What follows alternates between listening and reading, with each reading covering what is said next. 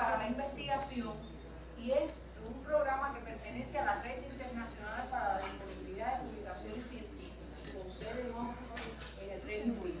Ahora bien, este programa trata de desarrollar también y de incrementar la escritura científica, y queremos entonces un poco analizar el papel que tienen estos talleres de escritura científica y la oportunidad que esto significa para los países en desarrollo.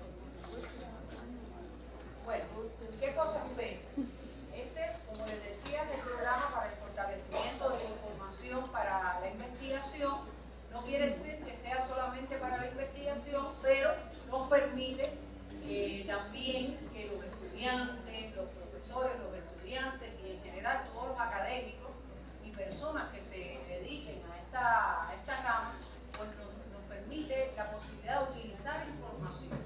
Y entonces va a apoyar el acceso a la información, la producción de nueva información y la diseminación de esta información para los investigadores de países en desarrollo, utilizando las nuevas tecnologías de la información y la comunicación. Este es un programa del INAS. ¿Y qué cosa es el INAS? Por sus siglas en inglés, como ustedes pueden ver ahí, es la Red Internacional para la Disponibilidad de Publicaciones Científicas. Es una red que cumplió recientemente, el año pasado, 20 años, ya que se creó en 1992.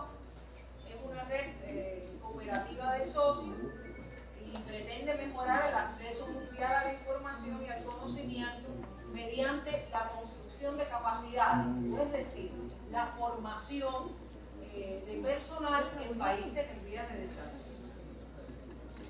Bueno, ¿cuál es el lema del INAS? Este es un lema que acaban de definir, digamos, este año pasado, porque han trabajado un poco pensando en qué nuevas cosas debe ser el INAS.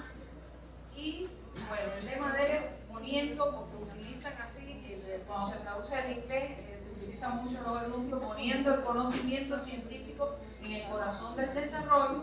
Y con ese lema ellos plantean: somos una organización internacional de desarrollo que trabaja con una red global de asociados para mejorar el acceso, la producción y el uso de la información. Fíjense que todo esto está asociado.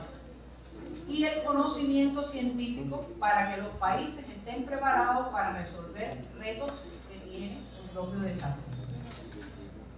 Bueno, ¿qué objetivo tiene PERI? Bueno, de alguna manera estábamos viendo facilitar el acceso a la información mediante la adquisición a precios mucho más económicos, difunde resultados de investigación, proporciona entrenamiento en el uso, manejo, evaluación de las tecnologías de la información y las comunicaciones, fortalece habilidades en publicación en lo que es la revista científica, posibilita la realización de proyectos de investigación y apoya la colaboración y el desarrollo de redes en cada país. ¿Cómo se puede ingresar a PERI? ¿De acuerdo a qué se ingresa? Existen 129 países que son elegibles de acuerdo al Producto Interno Bruto y al Índice de Desarrollo Humano. De ahí, 22 países son en este momento miembros de PERI. Otros son también, digamos, colaboradores, pero como miembros hay 22 y están distribuidos en diferentes continentes: en África, en Asia-Pacífico y en América Latina. En América Latina tenemos a Bolivia, Cuba, Honduras, Nicaragua y El Salvador. De alguna manera, Ecuador estuvo en algún momento, nunca ingresó, pero estaba en conversación. No sé por qué no se ha materializado esto. Bueno, ¿cuáles son las contribuciones que permiten que este programa del INAS se mantenga? Bueno, contribuciones de países miembros, del Departamento para el Desarrollo Internacional del Reino Unido. Quiero aclarar que países miembros muy poco, porque realmente el interés que ellos cobran para la adquisición de información es mínimo y los precios que consiguen son muy ventajosos. El Departamento para el Desarrollo Internacional del Reino Unido, la Agencia Sueca de Cooperación Internacional para el Desarrollo, la Agencia Noruega también de Cooperación para el Desarrollo, el Ministerio Real Danés de Asuntos Exteriores y fundaciones filantrópicas. ¿Cómo ingresó Cuba? Bueno, el Ministerio de Educación Superior Superior fue el que, digamos, organizó la incorporación de Cuba al programa PERI con la ayuda del Consejo Interuniversitario Flamenco de Bélgica, ya que a través de allí, de un proyecto que tenían los belgas, este consejo con la Universidad Central de las Villas en Cuba, y ya de esa manera pudimos nosotros tener contactos para entrar en PERI. Inicialmente, el financiamiento se hizo primero a través de este BID, que es el Consejo Interuniversitario Flamenco, y después por una compra cooperada entre distintas universidades del país, que permite de PERI una licencia nacional. Eso es una ventaja que otras casas que proporcionan acceso a bases de datos dan licencia solamente para un número de instituciones. En este caso permite una licencia nacional, y entonces todos los centros de enseñanza superior o de investigación o instituciones sin fines de lucro pueden ingresar a este programa. Cada institución se registra y existe un coordinador de país y un comité nacional. Nosotros tenemos 72 instituciones que son miembros de PERI, 24 pertenecen al Ministerio de Educación Superior y 47 a otros organismos. A pesar de que el Ministerio de Educación Superior representa a PERI en el país, fíjense que tenemos menos instituciones que otras que no pertenecen a nuestro ministerio. Hay centros de investigación, eso que yo pongo ahí son entidades de ciencia, investigación y tecnología, hay ministerios, hay centros de información, bibliotecas que también son.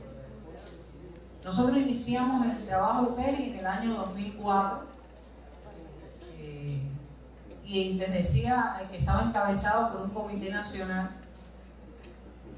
Este comité nacional tiene diferentes áreas. Bueno, hay un grupo nacional que atiende esta coordinación y las relaciones con el INAF. Hay otro grupo de entrega de información que se ocupa de la selección y compra de información.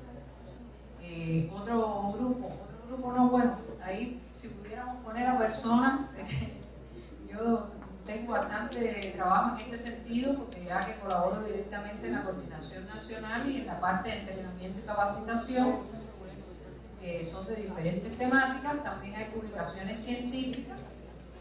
Una de las líneas es el desarrollo de revistas científicas en línea, utilizando el Open Journal System. Y hay otro departamento más de reciente creación, que es el desarrollo bibliotecario, que se ocupa de repositorios institucionales, se ocupa también de alfabetización informacional y así otros temas. Bueno, otra cuestión sobre PERI en Cuba son la suscripción de recursos, que ya les había dicho, entrenamiento. Entonces, a modo de resumen, entrenamiento del personal, utilización de recursos de información y mejoramiento de las publicaciones científicas.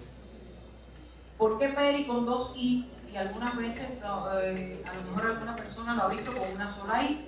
Bueno, porque la primera etapa de PERI, ya PERI va a entrar en este año en la tercera etapa. La primera etapa fue con una I, la segunda etapa le pusieron dos I, y a las últimas dos en minúsculas, y la tercera etapa sí le pusieron PERI 3, con un 3, la que va a empezar, todavía están consiguiendo el financiamiento. Bueno, más bien, bueno, aquí lo que habla es cómo fue el trabajo de PERI, que ya le hemos hablado de alguna manera, y lo que plantea, ¿no? Acceso a la literatura, éxito en la escritura y edición y difusión de investigaciones, gestión de las TIC, desarrollo de bibliotecas, asesoramiento y promoción en torno a investigación y comunicación y otras. ¿Y en qué se basa? Bueno, se basa en la equidad, se basa en la participación de los interesados, plantea asociaciones estratégicas, la responsabilidad social y alcanzar la sostenibilidad. Así pudimos nosotros suscribir recursos, digamos, nosotros solamente teníamos 2 bases de datos de ESCO en el año 2004 y pasamos a 12 bases de datos, donde aumentaron a 27.000 los títulos que podíamos nosotros ver en esta base de datos. Después tuvimos nosotros problemas con los huracanes, etcétera, y tuvimos dificultades, y entonces tuvimos que suscribir menos bases de datos, y ellos incluso nos suscribieron esta base de datos. Pero de todas maneras podemos entrar ahí a 833 títulos de revista y de acceso gratuito, que no quiere decir que no sean pagados, pero que ellos nos dan el acceso gratuito a 658 títulos. Y otra gran cantidad de recursos que se pueden acceder. Bueno, y hay algunas, pero bueno, voy a pasarle porque quiero dedicarme a otro papel. Bueno, hemos tenido entrenamiento. El primer taller lo hicimos en la Universidad Central de Las Villas en el año 2004 y fue un taller que nos permitió capacitar a los primeros facilitadores en el país, pero lo multiplicamos y llegamos a tener una cantidad de multiplicadores muy amplia en el país. Lo hicimos en todo el país los talleres. Después, con el financiamiento directo del INAH, hemos hecho 22 talleres, donde ellos nos han financiado totalmente la participación de los especialistas. Algunos han venido eventualmente, algún extranjero, uno o dos, pero esos talleres lo hemos desarrollado fundamentalmente con personal del país y lo hemos movilizado hacia una ciudad donde se va a realizar con todos los gastos pagos. Hemos hecho talleres de monitoreo y evaluación de recursos,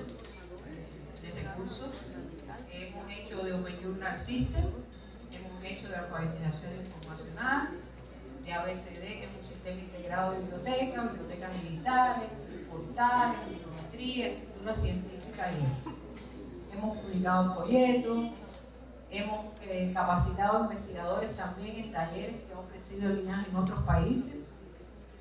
Y bueno, esto nos ha permitido un aporte financiero del INAH a estos talleres bastante grande. Se han descargado unos 200.000 artículos o más. Ahora consideramos que existe poco uso de los recursos, es una de las problemáticas que estamos trabajando. Eso mismo que nos ha pasado aquí, que lo hemos visto en estos días, pues lo hemos visto nosotros también acá. Y queremos incrementar su utilización. Bueno, seguimos trabajando en la suscripción de recursos, en los talleres y en incrementar la presencia de Cuba en América Latina. Tenemos una red en América Latina muy potente, donde hemos intercambiado facilitadores, etcétera, con los países que le den. Bueno, aquí está en el INAH, www.inah.info, tendríamos el programa PERI. Tenemos varios programas que después ustedes los pueden ver en la presentación, en aras de no demorarnos. Y uno de los que trabajamos fue Authorize, que es uno de los programas que trabaja el INAH, que es un sitio web que ayuda a los investigadores a incrementar la publicación, a conseguir tutores, etc. Les invito a que vayan a este sitio, www.inah.info. Bueno, ¿qué estamos trabajando nosotros con los talleres de escritura científica? Que hemos empezado aquí en estos días a trabajar en esto. El desarrollo de habilidades para investigadores para escribir artículos científicos no es solamente para investigadores, pero sí la mayormente es para, digamos, desarrollar, que puedan publicar las investigaciones que han realizado. Y aumenta la capacidad de los investigadores. Aquí también habla del sitio web de Authorize y la gran cantidad de documentos que nos permite, eso es importante, este sitio, acceder en este sitio. Es una iniciativa del INAH que, además del financiamiento del INAH, cuenta con el financiamiento de la Agencia Sueca para el Desarrollo. Y en Cuba se empezó a trabajar en el 2009, pero ya después se sistematizó en el 2010 y en el 2011. Han participado profesores, editores, árbitros y directivos.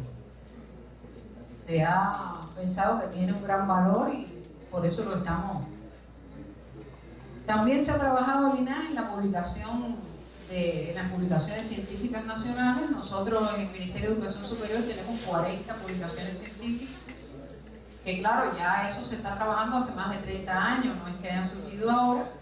Esas publicaciones se han pasado también a formato electrónico usando el Open Journal System y contribuye esto también a mejorar la visibilidad de las publicaciones científicas. Ellos tienen un sitio web que se llama LAMYOR, que son las revistas de América Latina y algunos países que están ahí. Bueno, vamos a hablar entonces un poquito de acercarse al proyecto escrito. Aquí posiblemente hay algún error, pero lo copié así mismo como estaba traducido. Dice, escribir es fácil. Lo único que hay que hacer es mirar fijamente la hoja de papel en blanco hasta que se empiece a saludar gotas de sangre. Eso lo dijo Fowler. Fíjense qué sencillo. Ahora, yo quisiera enseñarles a...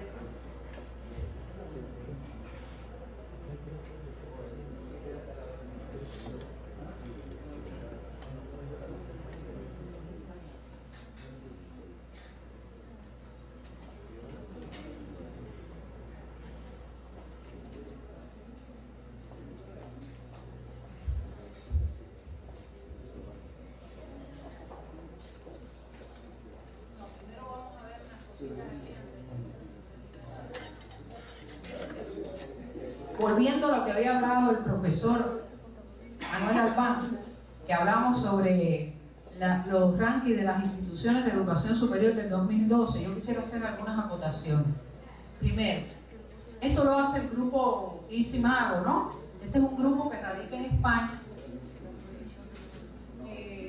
Bueno, nosotros tuvimos la ocasión de conocer al director de este grupo, Félix de Moya, que fue vicerrector en la Universidad de Granada en España y era coordinador del doctorado que tenemos con esa universidad en Ciencias de la Información.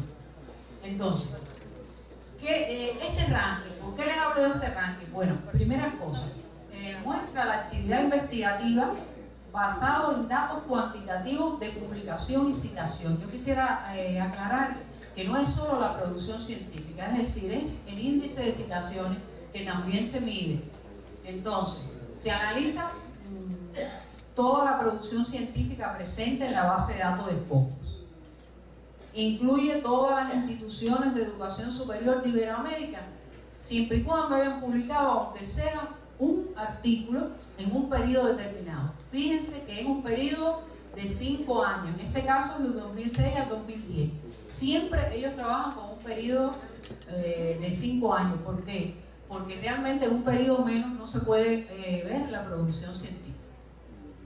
En esta edición, el ranking muestra 5 indicadores, no solo la producción científica, porque ellos miden también lo que se publica en colaboración internacional, miden también en qué cuartilo o cuadrado, dividen como el gráfico en cuadrado y entonces en qué cuadrante, perdón, ellos le llaman cuartil, pero en qué cuadrante queda la publicación, y así es el número de citaciones que ha tenido. Y yo quiero aclarar que existen otros métodos, es decir, hay otros métodos que no te miden el ranking de la institución de educación superior o de la universidad por estos parámetros o por estos indicadores. A veces te lo mide por el presupuesto que tenga la universidad, por los volúmenes que tenga la biblioteca. Es decir, existen varios métodos. Miren, aquí, si ven, resumiendo, gracias a lo que ayer vimos con el profesor Albán, la posición de las instituciones de educación superior ecuatorianas en el ranking. Entre los 100 primeros de América Latina y el Caribe, no hay ninguna universidad ecuatoriana. Digamos, aquí se midieron 1.354 universidades porque eran las que habían publicado al menos un artículo en ese periodo de 5 años, del 2006 al 2010. Ahí, en los primeros, no encontramos ninguna ecuatoriana. En las primeras 250 encontramos 2 universidades. En las primeras 500 encontramos 9. En las primeras 1000 encontramos 20. Y en las 1354, es decir, en el total de universidades analizadas, hemos encontrado 37 universidades ecuatorianas. ¿Cuántas universidades tiene el Ecuador? Tiene 54 el Ecuador. Muchas gracias. O sea, 37 publicaron de alguna manera en esos 5 años, según lo que de documentos que están indizados en la base de datos de Scopus. Fíjense, si vamos a hablar de producción científica de las instituciones de educación superior del Ecuador, en 2006, 2010, bueno, aquí traje nada más que algunos ejemplos. Tienen más de 1000 documentos en Scopus de las las 37 universidades esas que hablamos. Por ejemplo, la San Francisco de Quito tiene 318 documentos. Pero fíjense, esto que está a la derecha es la colaboración internacional. El 91,8% es escrito en colaboración internacional. Eso nos vamos a encontrar, va a ser una constante de todos nuestros países cuando estamos en esta base de datos importantes. Tenemos un alto índice de colaboración internacional, hay muchos más por el medio, pero bueno, puse algunos ejemplos que estaban aquí porque la verdad que eso lo hice anoche. Por ejemplo, la Universidad Politécnica, la Universidad Salesiana tiene 7 artículos también con el 100% de colaboración internacional. La ULIAN, que tiene 3 artículos, vamos a identificar aquí en la ULIAN rápidamente quiénes son esos 3 autores, que tiene también el 100%. Bolívar, que tiene 2, que son los artículos de nuestro estimado Manuel Albán, que también son con el 100% de colaboración. Interesante que la técnica de Ambato tiene 2, pero que no tiene colaboración internacional. Vamos a identificar también quiénes son. Y la Universidad Técnica de Manabí, que también lo hice porque tengo aquí mis alumnos, que también tiene 2 trabajos, publicados allí con el 100% de colaboración. Como ven, hay un alto índice de colaboración internacional. Entonces ahora les voy a mostrar un momentico. Vamos a ver aquí. Entonces los he querido traer. Miren, esto es un trabajo que hicimos nosotros con INAS para los países miembros de PER, y por suerte Ecuador está aquí, porque como inicialmente estaba entre 2 países. Entonces aquí tenemos, no sé si se puede ver, fíjense, en el primero, que es la producción científica, está Cuba, están los 2 periodos, del periodo de 2009 al 2003 y está del 2004 al 2008. Miren, acá, ¿no? El primero de arriba. Pero como pueden ver ustedes ahí, está Cuba en los 2 periodos, del 99 al 2009 y aquí del 2004 al 2008. Y entonces tenemos a Cuba, tenemos a Ecuador, a Bolivia, a Nicaragua y a Honduras. En este de acá es también la evolución con colaboración, es decir, los porcientos de colaboración. Miren acá, Ecuador, qué alto por ciento tiene.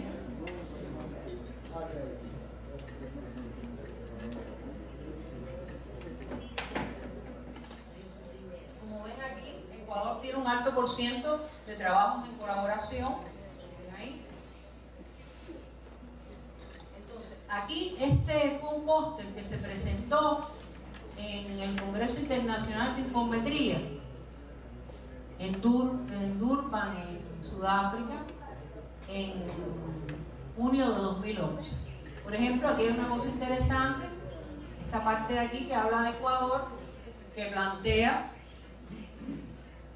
aquí, por ejemplo, que en Ecuador la medicina, el área de medicina, el área de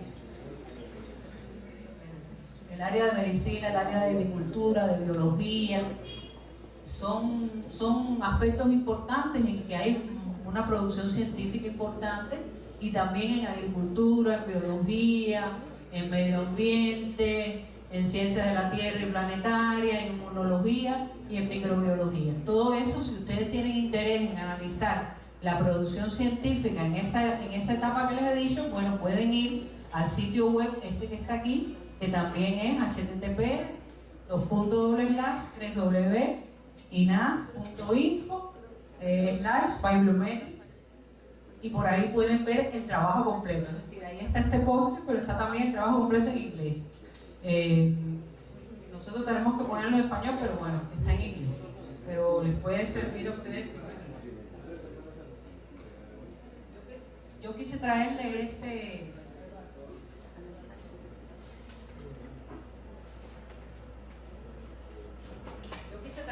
eso porque, bueno, un poco que de lo que hemos hablado en estos días, yo no lo tenía inicialmente concebido, pero bueno, lo tenía. Me parece que era interesante que ustedes lo vieran. Bueno, si yo hablo de escritura científica, yo hablo de varias cosas. Lo primero que hablo es de establecer la mentalidad, de conocer sobre ética, de prepararse para escribir, de hacer la escritura y de revisar. Esas son cuestiones fundamentales que hacen falta. Establecer la mentalidad. Hay que recordar siempre que uno está escribiendo para comunicarse y no para impresionar. Los lectores quieren que su trabajo, que se haga bien su trabajo. Los editores de revistas, los pares revisores, los profesores y otras personas siempre quieren contribuir a que nuestro trabajo tenga calidad. Por lo tanto, siempre veamos a estas personas como aliados y no como enemigos. Conocer sobre ética es un aspecto importantísimo. El trabajo tiene que ser auténtico, debe ser preciso y brindar siempre la información completa, no solamente lo que nos convenga.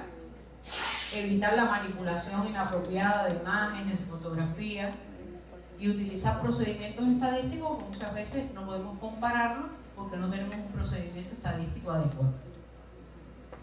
Que nuestro trabajo sea original, que no se publique y republique lo mismo, y a veces mandamos el trabajo a varios lugares a la vez, y no dividir el proyecto en tantas partes que a veces decimos parte 1, 2, 3, 4 indefinida, la llamada ciencia salami, para tratar de sacarle lo más posible a ese trabajo.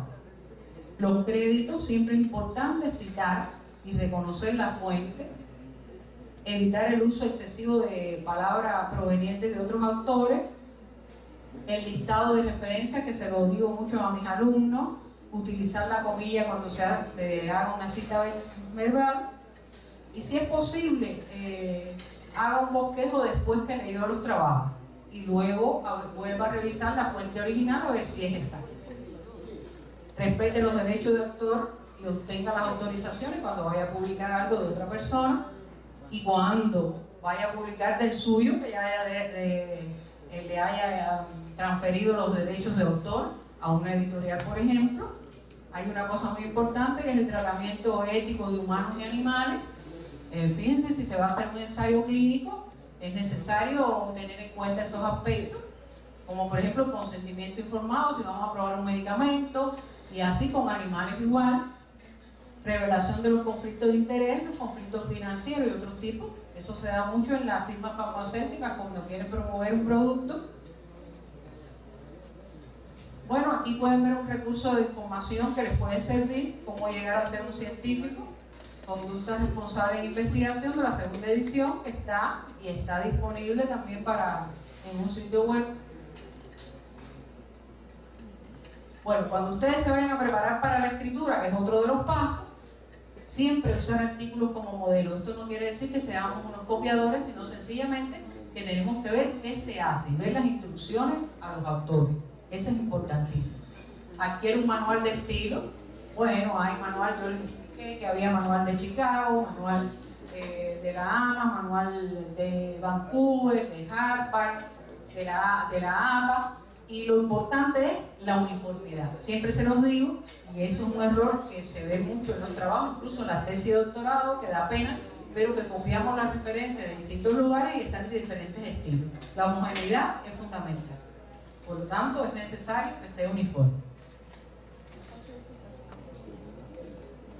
Primero se aconseja escribir mientras reúnen los contenidos, las cosas que se nos vayan ocurriendo, hacer una preescritura, ordenar los artículos en la forma que pensamos citarlos, elaborar un listado de aquellos hechos relevantes que desea destacar y elaborar un esquema si fuera posible. Y si en un momento que usted va a escribir tiene problemas, dificultades, ve que no va a tener éxito, por favor abandone lo que está haciendo, distráigase, haga otra actividad. Es una recomendación que siempre le hacemos. Y elaborar el escrito. Bueno, pues es bueno planificar horas para hacer el escrito, iniciar por la sección que no sea más cómoda, no interrumpa la escritura por busca de pequeños detalles, ay, se me olvidó esto y quiero hacer tal cosa, no, pues tratar de concentrarnos. No hay un camino correcto para la escritura, en cambio existe una serie de problemas con más de una solución, tener ese pensamiento. Una observación importante es, en la revisión del trabajo, un buen escrito es principalmente producto de una buena revisión. Por lo tanto, revise usted mismo su escrito, posteriormente obtenga retroalimentación de otras personas, considera la posibilidad de un editor que lo ayude, como siempre les digo yo, el editor como aliado, y evite la tentación de mantenerse revisando así los escritos siempre y dándoles también a veces trabajo al editor porque queremos cambiar al último momento, como se había dicho. Hacerse uno mismo una serie de preguntas cuando estamos revisando, si el manuscrito contiene todo lo que debería, si contiene algo indebido, si toda la información es veraz, eso es muy importante, si el contenido es consistente de principio a fin, si se organiza de una forma lógica y si está claramente redactado. Los correctores de estilo saben bien esto. Otras preguntas que podemos tener en cuenta es si hay hechos expresados de forma breve, simple y directa, que si son concisos, si se utilizó la gramática, la ortografía, la puntuación, el buen uso de las palabras, la totalidad de las tablas y figuras si están bien diseñadas, si el manuscrito se corresponde con las instrucciones. Bueno, de todo esto que hemos hablado del programa PERI. Para nosotros, haber tenido recursos de información a través del programa PERI pues nos ha permitido disponibilidad de una gran cantidad de información actualizada, una información que ha sido arbitrada, son generalmente revistas de muy buena calidad y que nos permiten entonces hacer digamos, trabajos científicos de mayor calidad basándonos en lo que han hecho otros. Es una fuente fuerte, una fuerte cultura de investigación requiere no solo el acceso a la información, sino también el uso de esa información y la creación de nueva información. La realización de cursos y talleres, los que le había mencionado aquí, nos han posibilitado la preparación de los profesores, es decir, elevar sus competencias de profesores, de investigaciones y de los estudiantes en una gran cantidad de temas. Una cosa muy importante, los investigadores y académicos en los países en desarrollo deben ser capaces de publicar y comunicar los resultados de su propio trabajo para que puedan contribuir al debate internacional o transmitir importantes lecciones y experiencias a otros países, asegurando que la investigación local tenga un máximo impacto. En este sentido, la contribución de los talleres de escritura científica creo que es esencial, porque sin esto es muy difícil lograr, digamos, que podamos concluir esto. Y otro aspecto, que con el uso eficiente de la información, con una mejor capacitación de los científicos y con el fortalecimiento del sistema editorial que también nos ha proporcionado PERI, pues diseminamos estos trabajos científicos, pero no solo lo diseminamos, pero también aumentamos la visibilidad de la ciencia en nuestros países. Muchas gracias.